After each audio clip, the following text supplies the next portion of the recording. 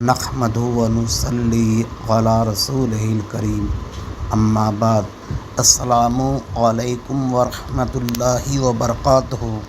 اگر آپ نے اس چینل کو ابھی تک سبسکرائب نہیں کیا ہے تو اسے ضرور سبسکرائب کر لیں۔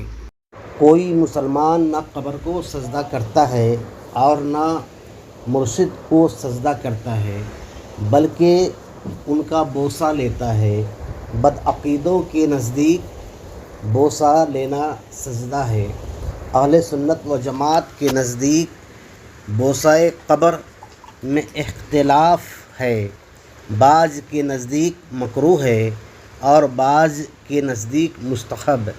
امام اہل سنت اعلیٰ حضرت رضی اللہ عنہ کے نزدیک اختلاف کے سبب ترک کرنا افضل ہے۔ مرشد کا قدم بوسی کرنا جائز ہے۔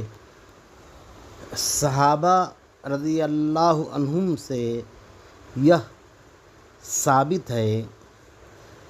اس میں کسی امام کا کوئی اختلاف نہیں ہے۔ بدعقیدوں کے اسلاف کو پہلے منافق کہتے تھے، اب وہابی کہتے ہیں۔ منافق کا بھی یہی کام تھا، بہتان لگانا، اور وہابی کا بھی یہی کام ہے۔